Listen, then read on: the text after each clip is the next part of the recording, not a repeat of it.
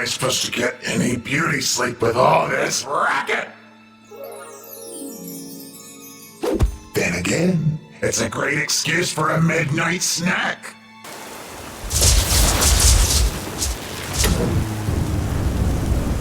Oh yeah, baby.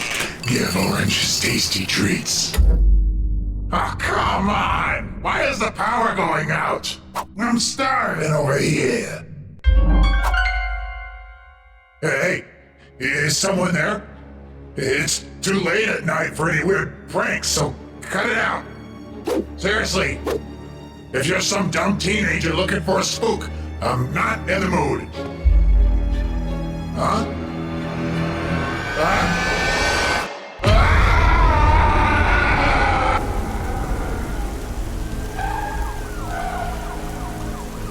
That was the first time I had ever been to the Rainbow Friends play place. I'd always wanted to go as a kid. I'd beg my parents to take me there every year for my birthday, though we never had the money. Of course, that was when they were just people in costumes. No, I'm glad I never went. This place is evil, rotten to the core. We arrived as soon as we could, but it was already too late. Orange was dead, and I'll tell you one thing right now. I don't care how long you've been on the force. It never gets any easier. To make matters worse, he wasn't the only one. Green, purple, even blue. All the Rainbow Friends are gone. I thought we were going to be dealing with some kind of criminal mastermind. But here you were, just laying on the floor, murder weapon close by your side. It's an open and shut case, Red. You wanted revenge for the other Rainbow Friends turning you into this horrifying, bug-eyed freak. I'd be mad too, because you are one ugly son of a gun. That's enough, Detective. So why don't you just make this a heck of a lot simpler for me, you, and everyone else in the precinct, and just confess! You killed the Rainbow Friends! No, I swear. I'm an innocent man. Listen here, pal. If there's one thing in this world I know with 100% confidence, it's that you aren't innocent or a man. You're a guilty killer mutant, and I won't stop until you're rotting behind bars. I was a jailbreak cop for years before joining this server. I'm gonna make sure you never see the sun again. You hear me? Huh? Detective, please. My point being, we got motive. We also got the weapon.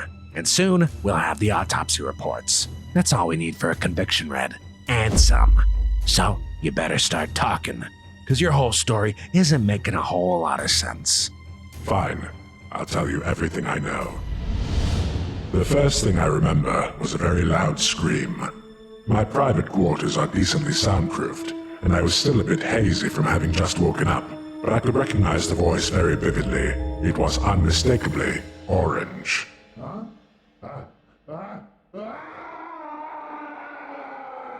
I ran as fast as I could to the security monitors, which can run on backup battery power. When I turned them on, I couldn't believe my eyes.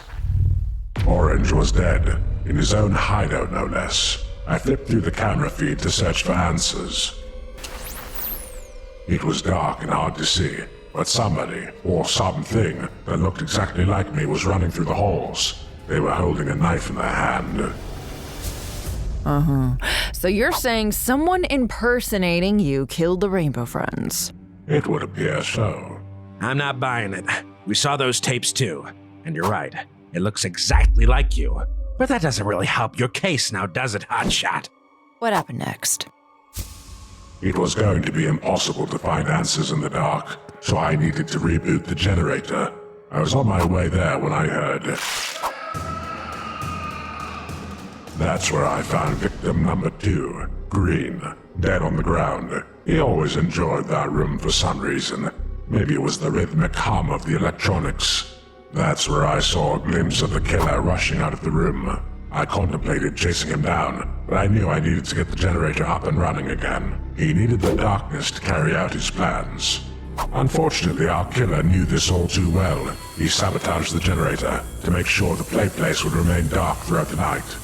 It was time to take matters into my own hands and find the others before he did. I searched up and down all around the facility with no luck, until...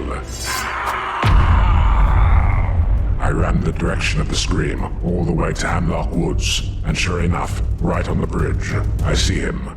Victim number 3, Purple. He'd often visit the river ride and splash around in the water. That's why there was always puddles outside our vents. Then I saw our killer again. He was making a break for it downstream in one of the logboats.